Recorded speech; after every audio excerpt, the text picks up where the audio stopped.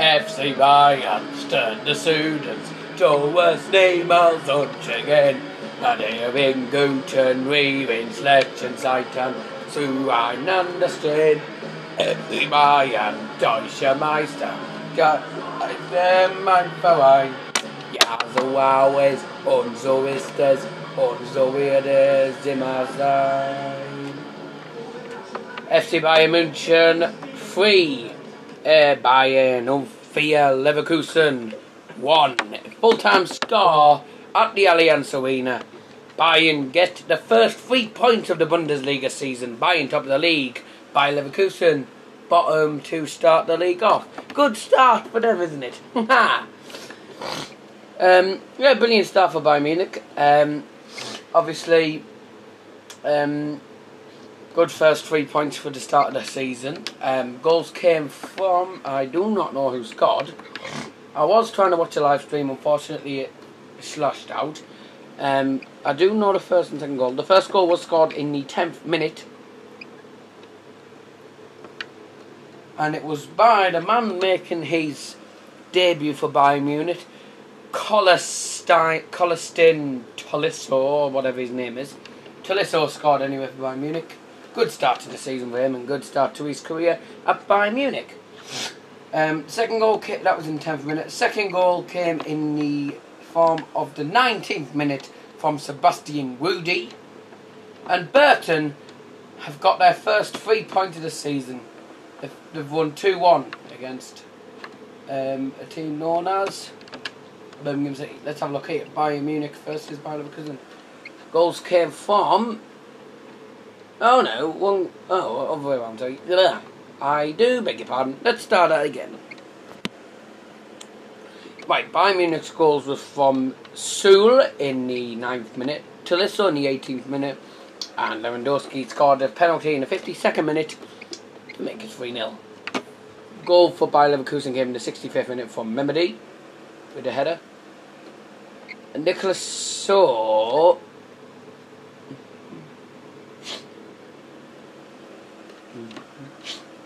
apparently it was raining at the Allianz Arena. The defending champions who are bidding for 6th successive title, 6 seasons in a row they could win, were given a second penalty after referee Tobias Steiler consulted a video assistant ref system which had been introduced into the German top flight. The official was unsure but whether Lewandowski was fouled or not, but going to the video referees based in Cologne, he awarded a spot kick and the Polish striker converted for 3-0.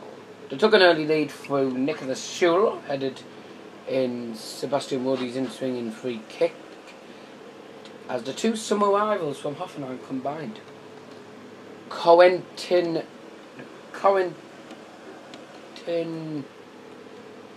no, never mind. A heavy thunderstorm led to the second half being delayed by 15 minutes. But still didn't stop Bayern Munich from getting the penalty and winning. So let's have a look here. Bayern didn't play the best. They've not played their best today. They had 19 shots on target. Bayer Leverkusen had 19 shots. Only 4 on target. Bayern had 13, 8 on target. Bit of a difference there.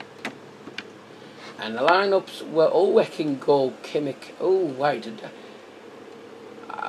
There was 75,000 crowd, and that was exactly the crowd. Let's have a look at the other stats. 51% possession with Bayern Munich, and as it stands, Bayern top of the league with 2 goal difference, and all the other teams haven't played yet. Of course, Bayer Leverkusen bottom of the league in a minute. So that's basically it for Bayern Munich. Coming up next in 2 seconds is the Manchester United versus Swansea City preview. Glory, glory, Manchester United is the word. Tomorrow is Swansea City versus Manchester United. It is live on Sky Sports Premier League. Or is it going to be on Sky Sports Football? It's on Sky Sports if you have Sky Sports, so watch out for that. Let's have a look at Manchester United. Won their first game of the season at home to West Ham United. 4-0 that was. And we will also have Mark's view on tomorrow's game as well, which I'm guessing is Liverpool and Crystal Palace. Let's have a look here. Liverpool host Crystal Palace. We'll go to Mark in a few seconds, but let's have a look at Swansea City versus Manchester United. The early kick-off, the 12:30 kick-off in the Premier League. Manchester United on Sky Sports. Turn off the music. Oi! Mark, not when I'm doing a video, thank you. Shut up. Right. Apologies, Mark never flaming shuts his bloody thing off. Right. Yeah, shut up. Right. Manchester United and Swansea with the early kick-off, 12:30 in the Barclays Premier League. Coming back for a 4-0 win against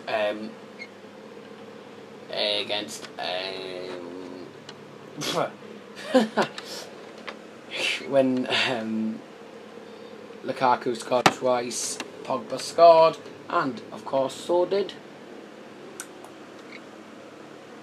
the man himself, was it? Yeah, Anthony Martial, yeah. So let's have a look here. Paul Clement reunites with Jose Mourinho because they were both managers of Chelsea at the same time. Swansea's forward Llorente is back in training after fracturing his arm in a cycling accident last month, but will not face Manchester United. Yes! Good, brilliant news. Leon Britton struggling with a back injury, so 11 million summer signing Joachim Meza could make his debut for Swansea City. United remain without Luke Shaw, Ashley Young and Marcus Rojo. Don't really like them. Victor Lindelof could again be left out of the squad while he adapts to the English game.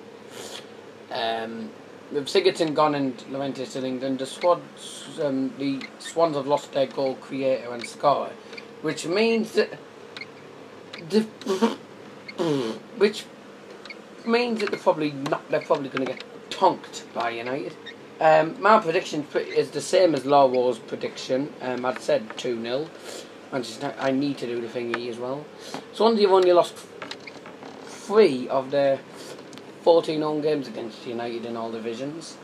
That's 8 wins and 3 draws. United are vying to earn back-to-back away wins in this fixture for the first time. They won last year. So with a 4-0 thrashing of West Ham last Sunday is United's biggest margin of victory under Jose Mourinho in the Premier League at the minute. They scored 4 goals in just one league fixture last season. That was when they beat Leicester 4-1 in September. That was 4-0 at half time, I remember that. Oh, shame. Jose has kept an unrivaled 12 clean sheets in the Premier League this calendar year. Mourinho's unbeaten in all 7 matches as a manager against Swansea, winning on all 3 visits to Liberty Stadium. Lukaku has gone 6 games without a goal against Swansea in all competitions. And of course, United remain top of the league with Huddersfield behind, Man City behind, Spurs behind, and Arsenal in 5th. Liverpool 9th. They need to get at least a point, maybe a win could do for them. They need to beat Crystal Palace if they're going to be in the top 4. Now, Crystal Palace. Right, so I'm going on to the Liverpool conversation here now because I've got Mark in the party. See what his predictions are going to be. So, Liverpool versus Crystal Palace. Pretty much that's all for Man United. Apart from I'm saying 2-0 to United. Let's have a look at Liverpool and Crystal Palace. Okay, let's have the preview of Liverpool versus Crystal Palace from Mark Page in Norwich. Hello. Hold on, let me turn you up a second. Right. And take 2.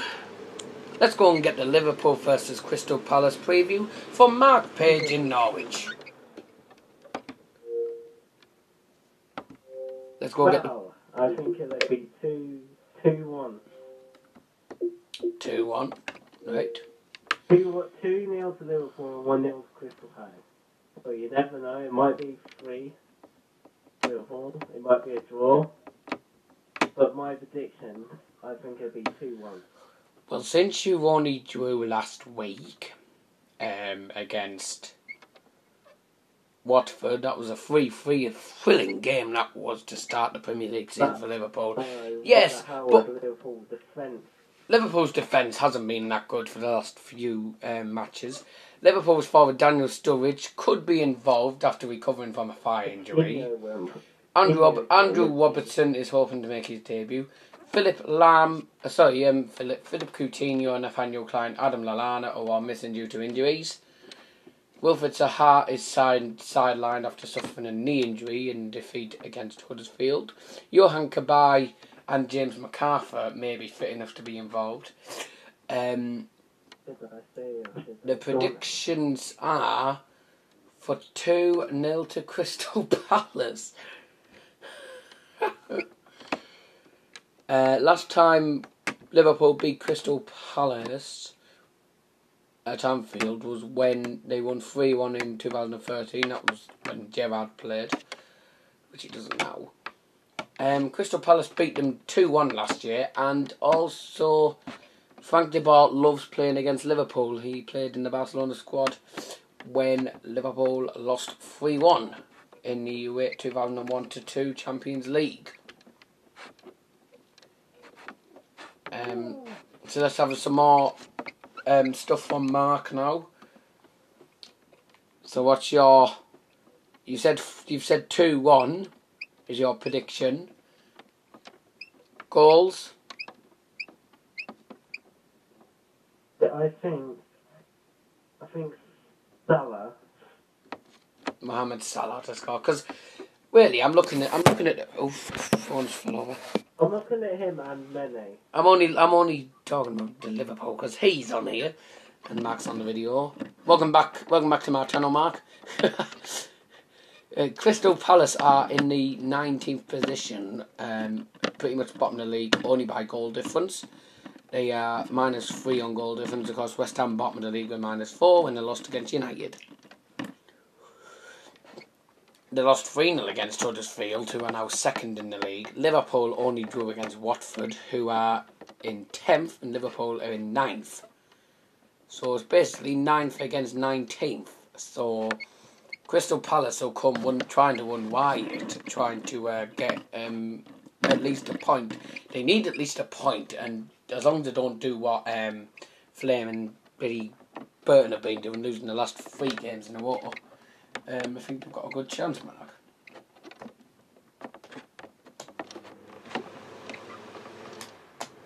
Because I think that Crystal Palace will try and show that they're no mugs when it comes to playing against big teams like Liverpool and Manchester United and Manchester City and all them big teams. Not mentioning Tottenham Hotspur's crap. So and I'm reading what Jurgen Klopp here. I know ignore a lot of this bit. If you don't like Liverpool, switch off. I'll put that in the comments.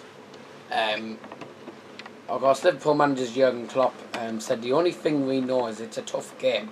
Probably both teams were not overly happy with the opening weekend. We're not really disappointed about the first game, but it was how a first game can be. Tense and messed up. There are things to improve, and it's always like this. But even then, we could have won, which I think everybody knows. For Crystal Palace, it was a little bit different. They want to strike back, I'm sure. But again, it's Anfield, and we have to show this. I'm really looking forward to Anfield, as it was a long time that we played there. Eh? Yeah. Oh no, that's what Frank de Boer said. He's looking forward to playing at Anfield. It's a long time ago that he's been there, basically. Frank de Boer also says, hopefully the negative impact of the 3-0 loss to Huddersfield's gone. It'll be a difficult game against Liverpool. We can do our best. They have fantastic players. It'll be a very strong team that Jurgen Klopp puts out. They're very dangerous in the attack, but Jurgen Klopp selected the players to capitalise on winning the ball in key areas. The strength of this club is in the fan being supportive of the team. They understand things won't change in one day. And this is the team that beat Liverpool, beat Crystal Palace at Anfield in October 2013. That was Simon Mignolet, Daniel Sturridge, Luis Suarez, Raheem Sterling, Victor Moses, Luis Enrique, Gerrard, Henderson, Torre, Skirtle and Sacco. Crystal Palace could become the first side to win 4 consecutive top-flight games at Anfield since Arsenal in December 1935. Oh, long time there. So yeah, that's it. Put a like on the like on the video. Subscribe to my channel, Dow Johnson, if you're new around here. Put a comment below. And also, Mark, thanks for being on the show. Will you do the Dazzle's Transfer Show tomorrow afternoon? I'll probably be calling you on Messenger though. Well, that's it. I'm hoping he'll be available for the Dazzle's Transfer Show. We make a change because he can talk about transfers of Liverpool and all them other teams. Of course, tomorrow I'm trying to see if I can get Aaron Richards' Football Fever game in, and possibly Mark on the video. But thanks for watching. I'll see you tomorrow for the match preview of Nottingham Forest versus Borough, and then Dazzle's Transfer Show later in the afternoon. Bye.